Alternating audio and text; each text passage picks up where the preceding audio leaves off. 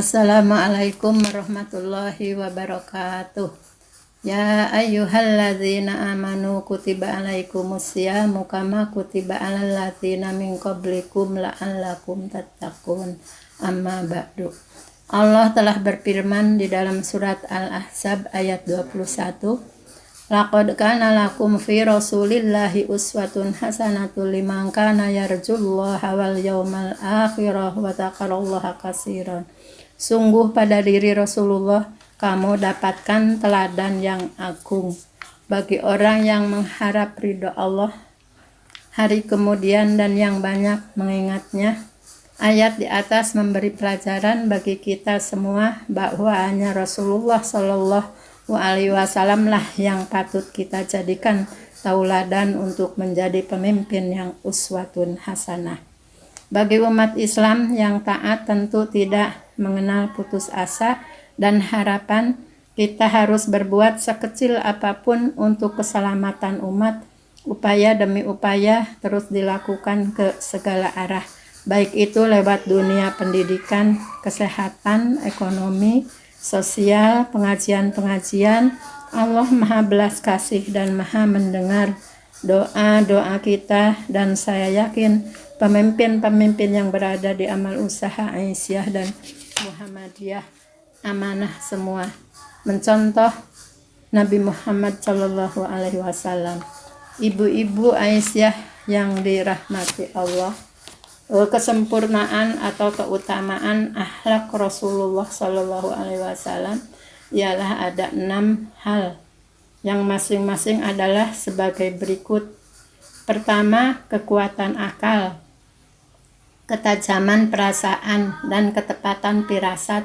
Sungguh di dalam diri Rasulullah terdapat cara berpikir yang sehat, manajemen berpikir yang benar, dan sistematika berpikir yang baik.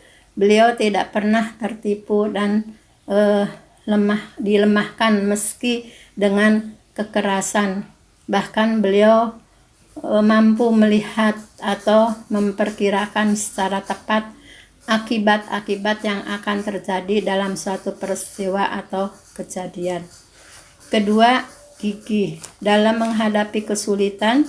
Sikap semacam itu merupakan tuntutan bagi beliau dalam menghadapi para musuh, termasuk juga kesabaran beliau dalam menanggung penderitaan dan kesengsaraan ketika beliau menderita lantaran diserang oleh musuh-musuh beliau.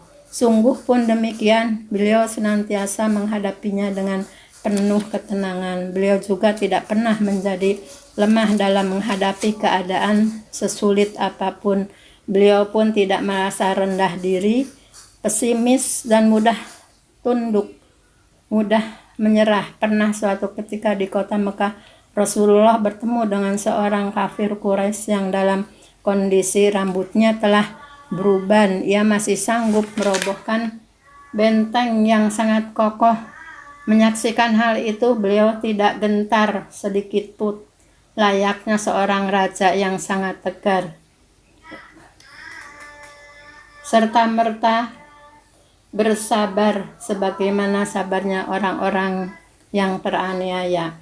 Ketiga, zuhud. Terdapat kesenangan duniawi, qanaah, rela menerima, tidak mudah condong atau tergiur kepada keindahan atau godaan dunia, dan tidak lengah dalam kenikmatannya.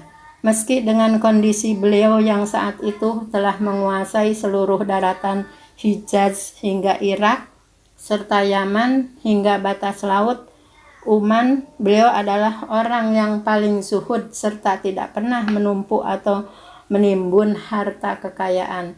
Saat ajal menjemput, beliau tidak meninggalkan sedikit pun harta warisan ataupun tanggungan hutang. Bahkan ketika beliau akan wafat, satu-satunya baju perang milik beliau digadaikan kepada seorang Yahudi demi mencukupi kebutuhan makanan anggota keluarga beliau.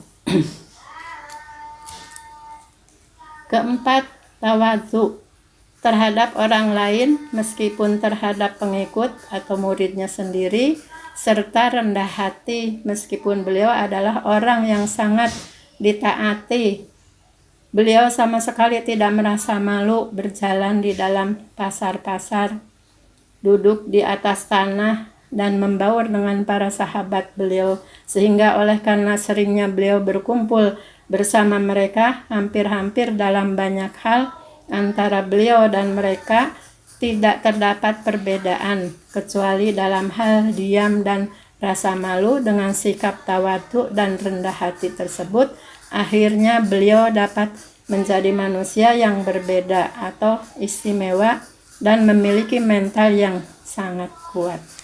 Kelima, bermurah hati dan tenang dalam menghadapi sesuatu yang terasa mengancam lantaran kecerobohan orang lain ataupun dalam menyikapi suatu kebodohan yang seringkali memaksanya marah.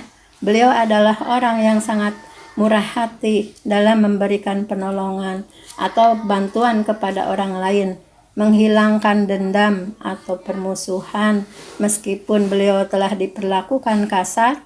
Selain itu, beliau tidak pernah sekalipun mengeluarkan ucapan-ucapan yang tidak pantas atau ucapan yang kasar. Beliau adalah orang yang paling sabar ketika orang lain berbuat salah dan orang yang paling tenang meskipun orang lain gugup. Allah Subhanahu wa Ta'ala telah menjaga beliau dari bujukan atau godaan hawa nafsu, kecerobohan dalam berbuat sesuatu, serta menjadikan beliau sebagai orang yang penuh belas kasihan terhadap umatnya, lagi penyayang terhadap semua makhluk. Keenam, menjaga dan menepati janji. Sungguh Rasulullah adalah orang yang tidak pernah melanggar atau mengingkari dan menyalahi suatu janji. Beliau pernah mengatakan bahwa berkhianat adalah termasuk dosa besar dan menyalahi janji merupakan kebiasaan yang buruk. Kedua perbuatan itu akan diancam oleh Allah Subhanahu wa Ta'ala dengan ancaman yang sangat besar.